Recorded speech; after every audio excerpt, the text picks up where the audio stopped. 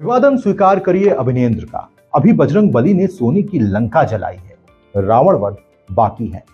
खैर बात देश में बनने वाली सरकार की करें तो बीजेपी ने नरेंद्र मोदी को आतंकवादी कहने वाले से समझौता कर लिया है। यही नहीं, भाजपा को कई झटके देने वाले नीतीश कुमार से भी समझौता कर लिया है।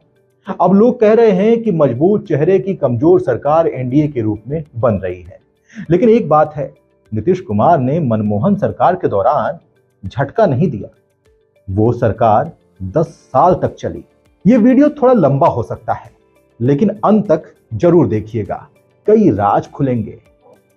इस लोकसभा चुनाव में उत्तर प्रदेश में भाजपा को बड़ा झटका लगा। गठबंधन की बल्ले बल्ले रही।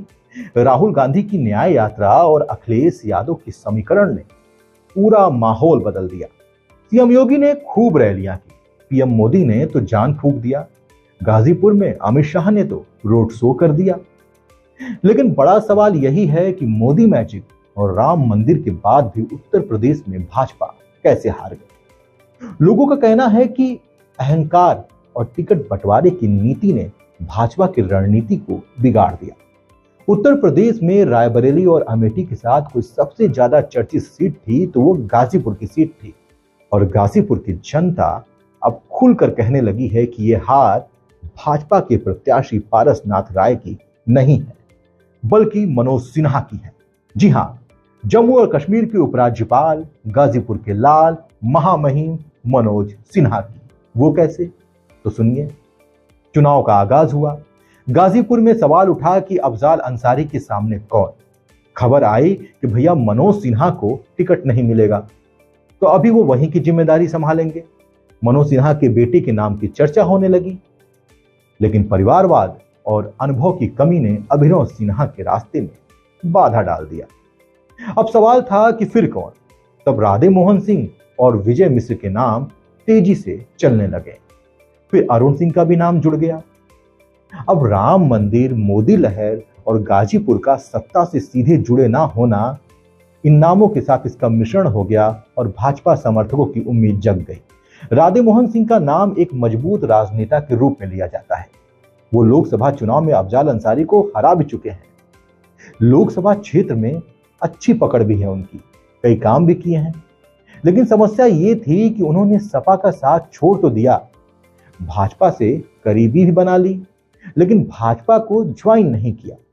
लेकिन इन समस्याओं को दूर करने में भाजपा तेज है, लेकिन उन्होंने किया नहीं। अब बात विजय मिश्र की। सपा सरकार में मंत्री थे, अपने पहले ही टर्म में गाजीपुर वालों को विकास से रूबरू करा दिया। गाजीपुर को गाजियाबाद बनाने का दावा भी करते थे। इन्होंने ही गाजीपुर में 200 बेड का अस्पताल बनवाया। उस समय मेडिकल कॉलेज और स्टेडियम का शिलान्यास भी इन्होंने ही किया था। बिजली के क्षेत्र में उनके कार्यों को आज भी याद किया जाता है। उस समय क्रांतिकारी बदलाव ने गाजीपुर का विकास, जो बड़े शहरों से अछूता था, उस स्तर पर लाने का प्रयास किया। बाद में उन्होंने सपा का दामन छोड़ दिया। कोरोना काल के टाइम पर इन्होंने खूब मदद की। उस समय इनकी रसोई चर्चाओं में रहती थी। रोज हजारों लोगों के लिए खाना बनता था और घर घर उस खाने को पहुंचाया भी जाता था। उनके इस कार्यों ने लोकसभा क्षेत्र में इनकी पकड़ को मजबूत बना दिया। बाद में इन्होंने भारतीय जनता पार्टी का दामन थाम लिया। विधानसभा चुनाव में खूब मेहनत की।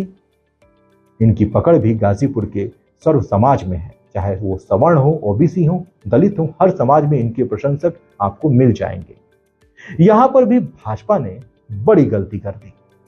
राधे मोहन सिंह और विजय मिश्र भाजपा की जीत की चाबी बन सकते थे।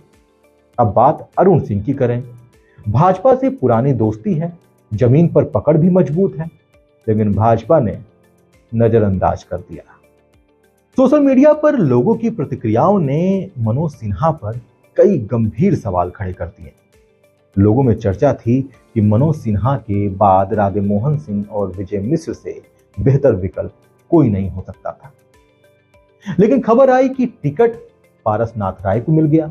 वो शिक्षक हैं, शिक्षण संस्थान के प्रबंधक भी हैं, संघ से जुड़े रहे, लेकिन मुख्य धारा की राजनीति में चर्चा नहीं होती थी। लोगों का दिमाग तब झन्ना गया जब यह खबर आई कि ये तो मनोज सिन्हा के खास हैं और टिकट इन्हीं के कृपा से इनको मिली है। फिर क्या था, लोग दबी जुबान से कहने लगे कि कार्यकर्ताओं का मनोबल टूट गया है, पार्टी के कई नेता नाराज हो गए। परिणाम आने के बाद पारसनाथ राय गाजीपुर की हर विधानसभा में हार गए। यहां तक कि अपने विधानसभा यानी जखनिया में भी उन्हें हार का मुंह देखना पड़ा। सोशल मीडिया पर एक यूजर ने लिखा कि सिन्हा जी ने रुमाल रखकर सीट रोकी थी, पारस जीते हारे बस कोई सीट ना कब्जा कर ले, 29 में बेटे को लड़ाने की तमन्ना है, 19 हारे 24 हारे, बेस टूट चुका है, जम्मू कश्मीर में ठेका पट्टा क्या चल रहा है आई भी जाने। हमने अपने पहले वाले वीडियो में इन बातों का जिक्र किया था कि पारसनाथ राय की मुख्य धारा की राजनीति से अनुभवहीनता है और उस अनुभवहीनता से उनको नुकसान पहुंचेगा। नंदवंश के नाश करने वाले बयान इसका प्रमाण देते हैं। मंदिर की राजनीति में जो कुछ वोट आने की संभावना भी थी वो भी खिलाफ में चली गई होगी। अब सवाल है कि जातीय समीकरण मनोज सिन्हा की कैसी है। मनोज सिन्हा जब थे तो उनकी बात अलग थी, लेकिन भाजपा हाईकमान बिरादरी का सही समीकरण बनाने में भी चूक गई।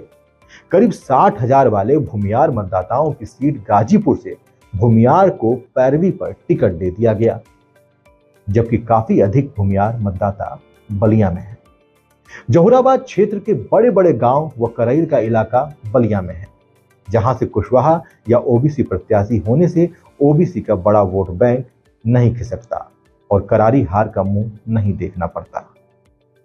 अब बात भाजपा के मजबूत साथियों की, तो खबर आई कि प्रभावशाली व्यक्ति ने कई लोगों को हाशिए पर रख दिया, चाहे पूर्व जिला अध्यक्ष सच्चिदानंद राय हो, अलका राय हो या फिर विजेंद्र राय। अब ये प्रभावशाली व्यक्ति कौन है? क्या मनोज सिन्हा? अब पता नहीं भैया, लेकिन जनता के बीच रहने वाले तीनों नेता आज हाशिए पर हैं, क्योंकि विजेंद्र राय व सच्चिदानंद राय का तालमेल उनसे नहीं बैठता है। यही वजह है कि विजेंद्र राय व सच्चिदानंद राय घर बैठने को मजबूर हो गए।